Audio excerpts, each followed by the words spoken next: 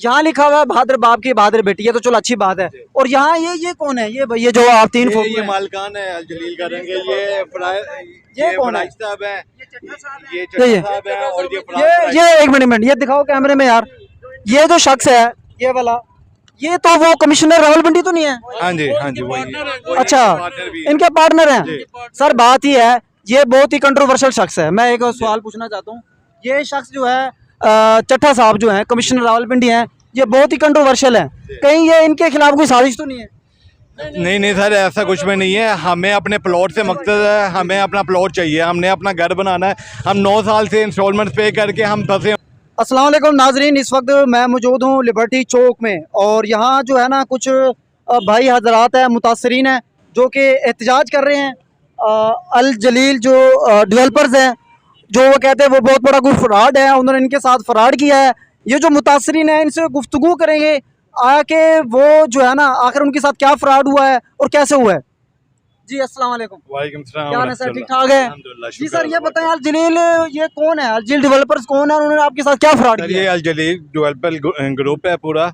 इन्होंने अपनी society launch की हुई है। सबसे पहला इनका जो सा मेन सोसाइटी थी वो अल जलील के नाम से थी, ठीक है। वहाँ हमने 2016 में अपना प्लॉट बुक करवाया था, ठीक है। वो 5 साल प्लान था। 5 साल प्लान के अंदर हमें अपना प्लॉट मिल जाना चाहिए था जिसके ऊपर हमने अपना घर बनाना। आपके साथ कितना फ्रॉड हुआ है? कितने प्लॉट का हुआ है, कितने पैसों का हुआ है?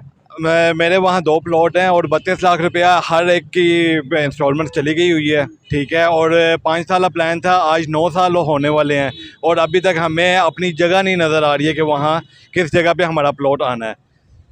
अच्छा, अभी जगह का मसला है। बाकी वो क्या कहते हैं, प्लॉट दे रहे हैं नहीं दे रहे? क्या इंस्टॉलमेंट हमने सारी पे कर दी हुई है मगर वो दे ही नहीं रहे हैं। कब्जा नहीं दे रहे? कब्जा नहीं दे रहे? कब्जा भी नहीं दे रहे हैं, वहाँ डेवलपमेंट भी नहीं कर रहे हैं। ना वहाँ बिजली है, ना पाइपलाइंस है, ना गैस। यहाँ देखिए नुमाइंदर दिखाओ, यहाँ लिखा हुआ है बहादुर बाप की बहादुर बेटी, ये तो चलो अच्छी बात है। और यहाँ ये कौन है? ये जो आप तीन ये मालकान है अल जलील करेंगे।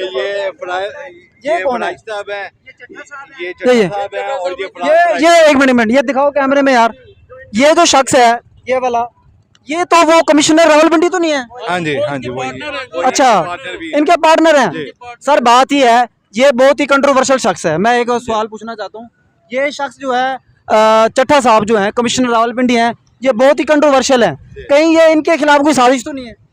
नहीं सर, ऐसा कुछ भी नहीं है। हमें अपने प्लॉट से मकसद है, हमें अपना प्लॉट चाहिए, हमने अपना घर बनाना है। हम 9 साल से इंस्टॉलमेंट पे करके हम फंसे हुए हैं, ना हमें प्लॉट मिल रहा है। 5 साल प्लान को, उसके बाद डेवलपमेंट चार्जेस डाले। 20 लाख का प्लॉट था, उसके बाद डेवलपमेंट चार्जेस डाले 15 लाख रुपया और 35 लाख का प्लॉट किया। 35 लाख को भी अभी तक वो हमें डिलीवर नहीं कर रहे हैं और उसके ऊपर अब 50 फुट रोड के भी चार्जेस अलग डाल दिए हैं और जगह अभी तक नहीं है।